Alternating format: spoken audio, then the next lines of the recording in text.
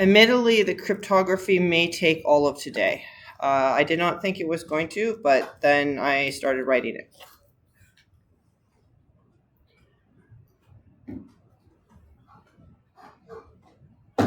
Last lecture, we talked about symmetric, asymmetric, anomaly key exchange, public-private key cryptography, the Snapsat crypto system that you should never use, but hopefully will help you understand what's going on better.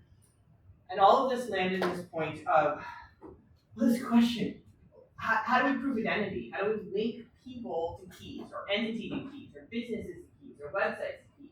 How do we link people to keys? And with Diffie-Hellman, we get something similar to what we get out of passwords. Basically, the way it works in passwords is when I set up an account, I give a password to the web server stores the password, I store the password, and assuming that was done encrypted, which is the whole issue, we now know that only the two of us have it, and we can now prove authentication moving forward by just presenting that password. Diffie-Hellman works the same way. We develop a key exchange. Now I can know in a future interaction whether or not you have the key. If you have the key, you're the same person I was talking to before. If not, you don't. This gives us some authentication, but we still don't know if there was an attacker in the middle of that communication the first time around, because we don't actually know who's on the other end of the communication. So unless you do a Diffie-Hellman key exchange with wired, like connected between your two laptops with no intermediate attacker, this won't fully prove our properties. And keep in mind that we are wanting two properties. We want the communication between you and the other partner to be confidential and not been changed. That's what we spent most of last time on. And knowing who you're communicating with. This is what we're going to be spending today on. Warning, this will take a chunk of lecture, so it's possible networking gets bumped back a bit. So after all that stuff we got before, we still have public-private key cryptography still assumes that we know which key goes to which person. That is possible we do. It is quite possible that you took a USB drive and you copied the private key and public key onto it and walked over to the other person and put it on their system. But let's be blunt, that's not how things are working nowadays. This is an incredibly hard problem. It's actually the founding problem of my research field. And we still have not solved it. We have made a lot of progress, and you'll see that progress today, but a full solution to this has really honestly never been found for a lot of reasons I will explain. All right, we're going to go through several ideas. So our first idea here is how do we solve this problem? We'll pitch it to people. I'm certain people are awesome at comparing two cryptographic keys next to each other. They would never make an error on something that long. So let's have humans do the linking of the identities, the keys. Now, it shouldn't take much math to realize that if I want to communicate with everybody on the planet, I need to literally take a USB drive and copy the key of everyone on the planet and every single web server onto my computer. And the numbers should just explode astronomically. It just does not work. Okay. It should be fairly easy. By the way, though, WhatsApp still thinks you're doing that. Signal still thinks you're doing that. Though at least you're only doing that with granting people on your friends list. How many of you have actually done the assignment or the activity for this? A couple people, okay. Try it. You're in a security class. Authenticate the people you're talking to.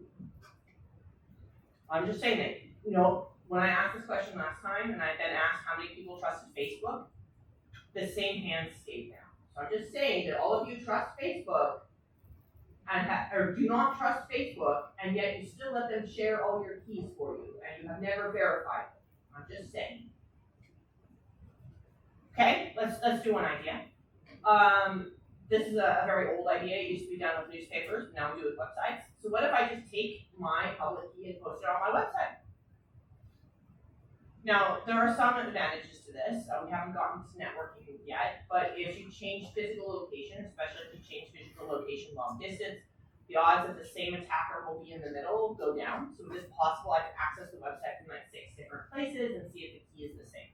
That is not guaranteed, but improves the situation. So the idea here is that if I have this highly visible copy and I have this copy on the computer, I can do a comparison. Maybe I can even let the computer do it, and the computer's so much better at comparing something that long than a human. Okay, we can still have errors doing this. Hopefully everyone is seeing the error on the screen and understanding just how insanely bad this error is, and this is a real incident. Do not ever post your private key. Remember all of last time? Our entire cryptography assumption is based on the foundation that only one person has the private key. If you post it on the internet, all of cryptography breaks. All right, that doesn't exist. But we're in software engineering. We think about logic, things like transitive concepts and things like that. Maybe we can use this. We could crowdsource it. We crowdsource everything right now, right? This is totally a solution. So we'll slowly build what we call a web of trust. Alice verifies Bob's key. Bob verifies Charlie's key. Alice can now trust Charlie's key.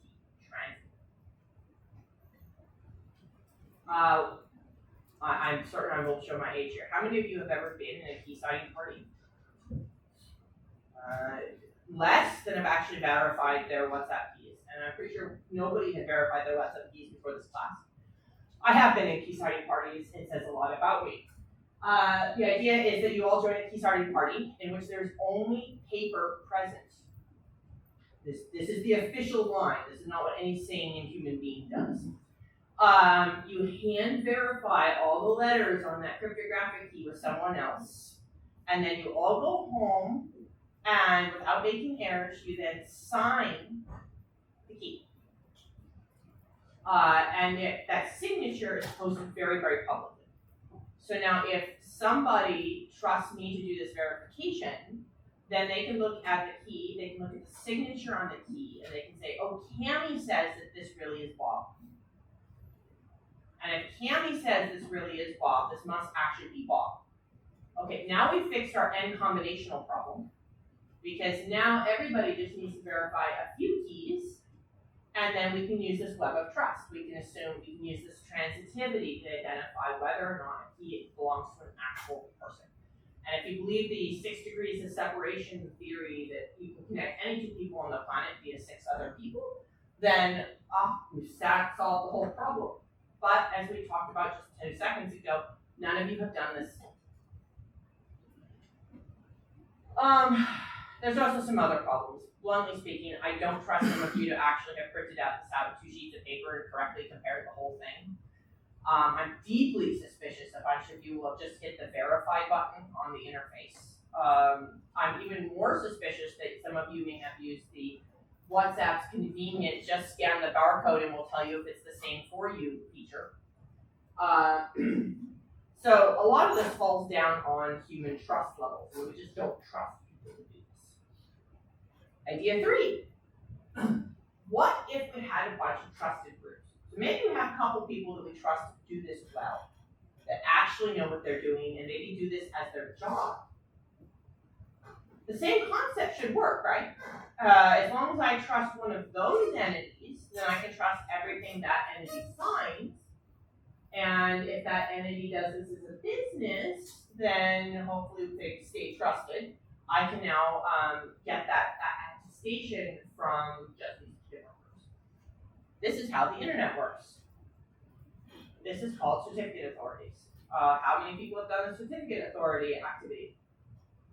More hands.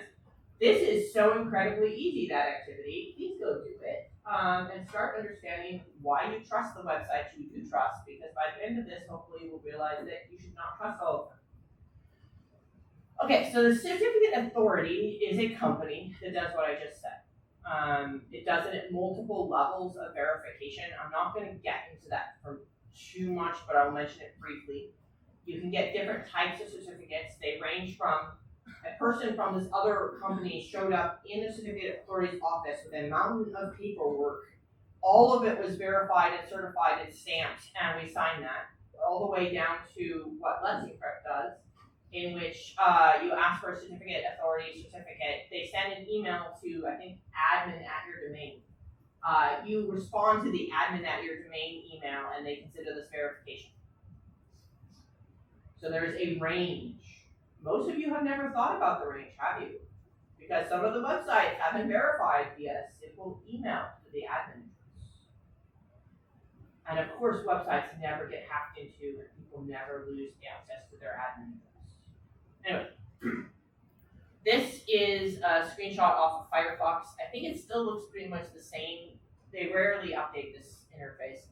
The idea here is certificate verifies. And if you go into this and you start looking at the different fields, they are quite detailed. They're very detailed about what has and has not been signed.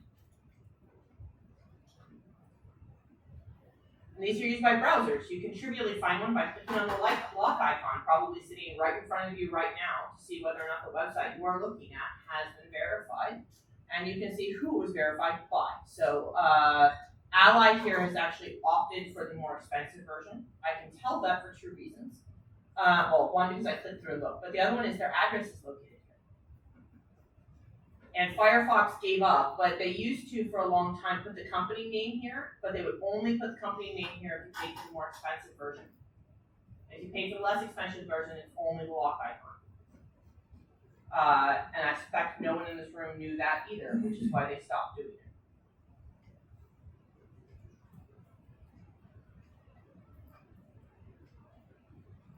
Yeah, you can pull this up. You can see this is University of Waterloo.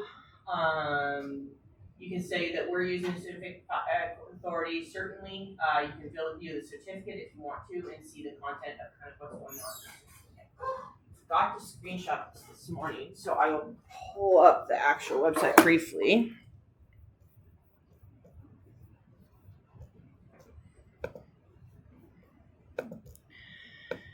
If you pull this up, and this is hard to screenshot because it's interactive, this is the certificate you get, right? Common name, University of Waterloo. There's a lot of information in here about the key, what the key is. A lot of information has been put, who distributed it. The certificate is short. But suspiciously, there's 3 tabs on the top. Why are there 3? So this is our key and our certificate that was signed. This is the certainly intermediate 1 certificate, which is what signed ours. So this certificate signed that certificate signed this one.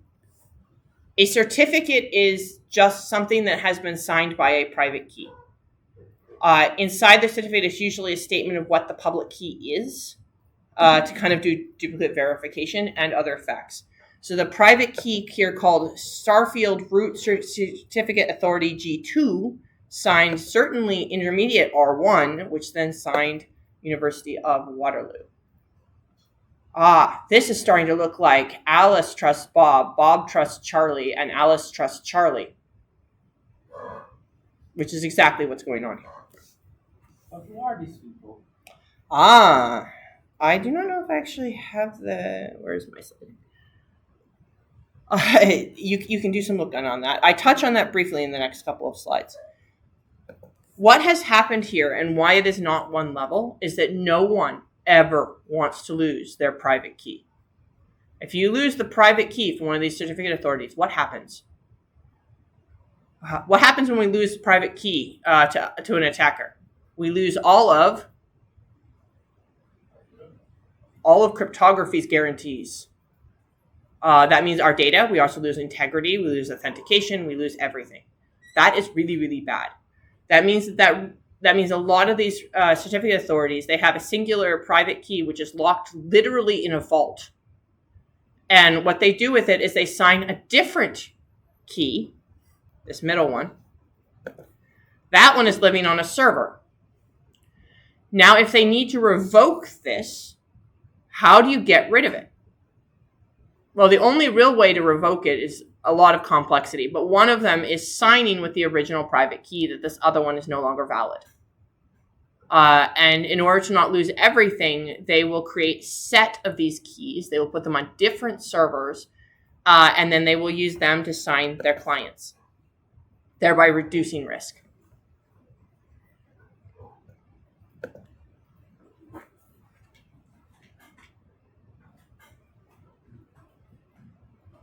Once you do the activity, you realize that the verification names are varied. There's a lot of them, and you've probably never heard of most of them. Which brings in a deep question, like, if I trusted Alice to do this verification, then there's a trust relationship there, but who the heck are these people? How does the browser know which certificate authorities to trust? And sometimes they don't trust them. I don't know if you've ever actually remembered seeing it. You've probably seen a screen like this from time to time. Less so now, more so about 5 years ago. This is a statement that is saying that they're not trusted. And if I click through to understand why, it comes with this statement. This website does not supply ownership information. Because there is a certificate, this was encrypted. What happened? What does ownership information even mean? It's not linked to a certificate that this browser trusts. This browser, Firefox in this case, has a list of certificates that it trusts, or certificate authorities that it trusts. And by that I mean a list of public keys. It has a list of public keys literally baked into it that says these ones good, these ones bad. Or it's only a good list. These ones good, everything else bad. What has happened in this case is that the browser got a certificate. It has everything it needs to set up an encrypted connection. It decided that the safest move here was to set up the encrypted connection and show a warning to the end user, because it's worse to have an unencrypted connection. And then if the user clicks through, it will have a nice encrypted connection that has nice confidentiality and integrity properties, but we don't have the slightest clue who we're talking about. All right? In this case, this happens because my last university was too cheap to go and buy a certificate authority thing internally for internal websites. So every time you did this, you saw the error and you only saw it on laptops. You never saw it on a single desktop. What's going on there? There are multiple lists of certificate authorities we trust. Your operating system has a list. Your browser has a list. And in most cases, they are compacting.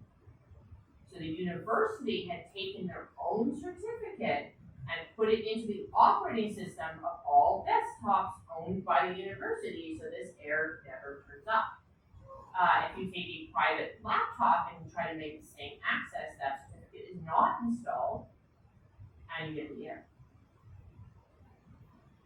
All right, everyone's still with me? Okay.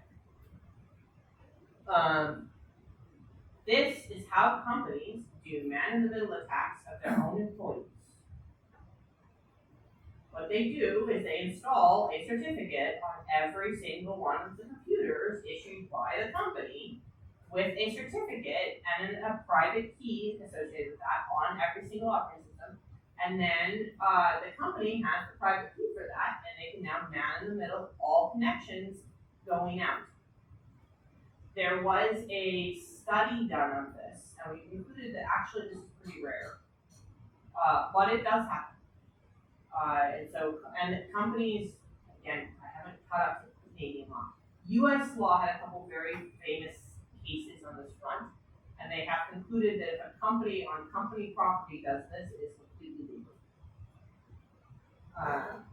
Their ability to do this on your personal laptop is a different issue, but that allows them to man in the middle attack all this. I will come back to this in a minute. Each organization makes its own trust decisions.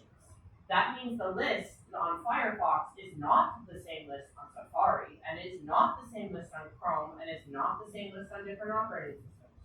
They have a high overlap, but it is not 100% overlap. So for example, Symantec in this case issued a couple certificates they should not have issued. So basically an attacker asked them and said, hey, I'm Microsoft, would you please sign me a Microsoft certificate?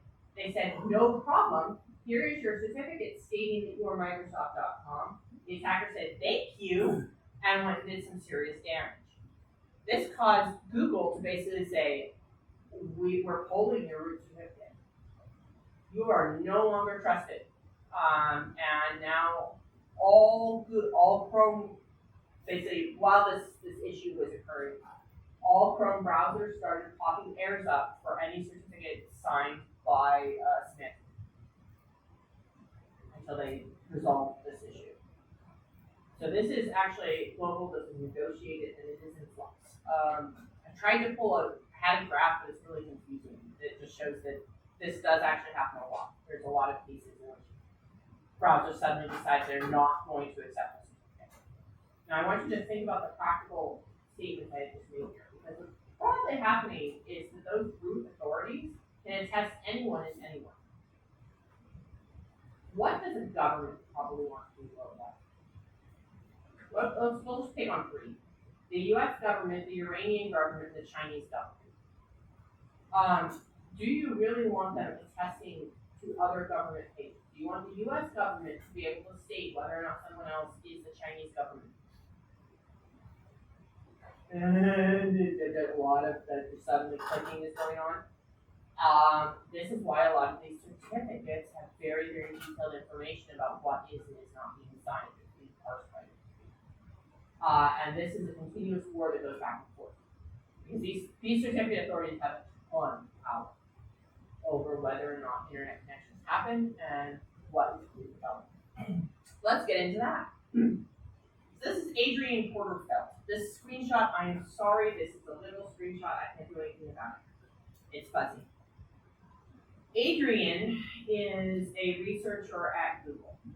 This screenshot was taken from a Google-issued laptop, which is to say that they have different security policies within the laptop and a special version of Chrome. So she is not running the Chrome version you would have on your machine. Her Chrome version takes the view that anything other than Google being accessed is insanely bad because she is a Google employee. So it is dropping a mountain of extra checks in addition to the certificate authority.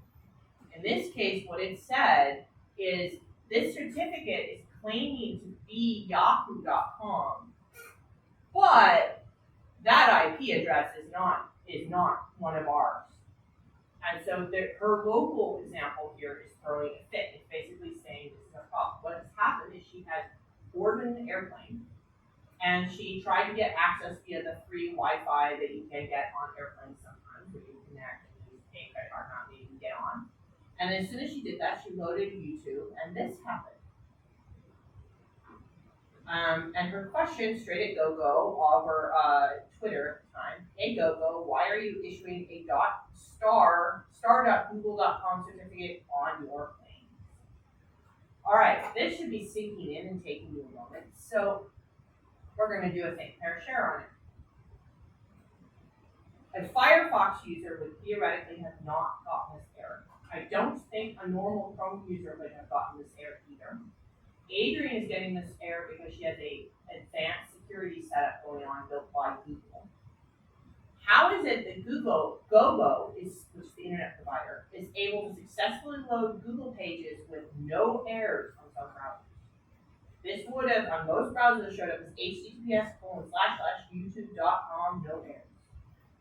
How are they doing that? Think about that for 1 minute.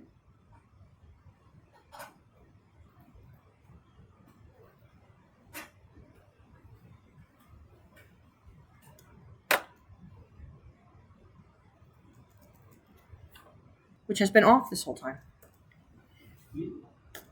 I am actually going to skip this part about WhatsApp. WhatsApp also does end-to-end encryption, and this is a bit of a discussion on how it's done. If you're curious, you can pull up the URL, but I think this one's more important to spend 7 minutes on. So you've probably started seeing passkeys. Passkeys are when you have your phone and your phone said, oh, would you like to not have to enter a password? You can just put your thumb on the phone and somehow we don't need passwords anymore. Passkeys are built on this assumption that instead of using public-private key passwords, we can use public-private key pairs. Ow. So this is a lot of work by a lot of companies, by the way. What I'm about to describe sounds simple, and it is simple on a whiteboard, but it is a walking nightmare when it comes to deployment and actually making it run well done. So I have a lot of respect for people who are actually making this happen. The idea here is that when you set up a new account, you go, your device goes and generates a public-private key pair. And it keeps the private key on the device, there's exceptions, I'll get to those later, but in theory, it keeps the private key on the device, and it sends the public key during registration up to the website, or to the app, or whatever I'm authenticating. They then store it. This should look a whole lot like password setup. When I first do an account, I write a password and then I put the password up to the main website. Then on authentication, what happens is I go and I try to log into that website. That website sends what's called a challenge. I don't really want to get into the content of a challenge, but the point is that it contains a random number in it to prevent what we call replay attacks. But it contains some statements. The statements are sent to the device. The device that initiates device-side authentication. That might be biometrics, that might be face, however it chooses to do its own authentication device-side. If that passes, it goes and it signs that statement, and it includes another statement from itself saying what kind of device it is and what can be expected from it. So when the device is manufactured, it is manufactured with several facts that are put on a special chip, and then those facts are added on and signed as part of it. So it's signing with the private key that is generated for this website. And then ships that attestation back up to the website, and the website does a verification against the public key it has on file.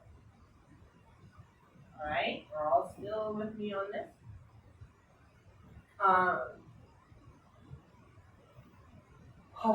One of the reasons this is so incredibly hard and why we have not done it before is it requires a lot of hardware. And it requires that hardware not be adjusted midway. So there's a, and this is where the respect is coming from, there is a lot of supply chain stuff going on here that's sitting under the cryptography. Because we lose everything if we lose the private key. And if your phone was manufactured very poorly, and it was manufactured in a way where it's possible for the device manufacturer to just pull all the private keys off that chip, we have lost all of the coverage. And this doesn't work anymore. So I'm not getting into this, but the point is that one of the things the FIDO allowance does is it verifies for a set of groups what hardware they are and are not running on top of. And that is handled. We're not doing this thing fair share. But it's worth thinking about what happens if a website gets compromised. So when a password got compromised, it hasn't hashed. Hashing, though, for most passwords, though, just buy me time, right? I get a bit of time to reset the account. They will probably track and take care of their password and give them enough time offline. Can you crack this? What's the website storing? Public key. What is our view about a public key? Everyone's got it. So if I steal a list of public keys off the website, what have I got? Nothing. The only thing I've got is a list of usernames maybe. But I don't have the authentication. This is one of the tricks we are using right now to try to reduce some of the damage from hacks and passwords. Because if the server is storing only public keys, there's nothing to lose. That's not a really good idea. It is, but what happens if you drop that device there that has the only private key on it off a bridge or into a pond or something else fascinating? And I'm not going to really get into that. The answer partially is that key syncing is possible, and yes, it usually backs up all of this. Absolutely. We are, as I said, my field is founded on this, and we still haven't fixed it. But we have made a lot of progress, and passkeys are one of the progress. So next time you log in with a thumbprint, you are unlocking your private key. But you would create public private key for each website. Yes. You need to generate public-private key pair for every single website. And you can only log into that website if you have it. And which means maybe you can only log in from your phone, and that is a problem. There is, okay, I don't know why it's not good. The prior one has a YouTube video on the bottom of it. that has a lot of details about how this is actually built and how it's run underneath if you work with it. But this is another application of public-private. And I'm sorry, I'm not a little bit over time. I will not be answering questions in classroom. I'm going to go over to the whiteboard. All right, we are done for today. Whiteboard.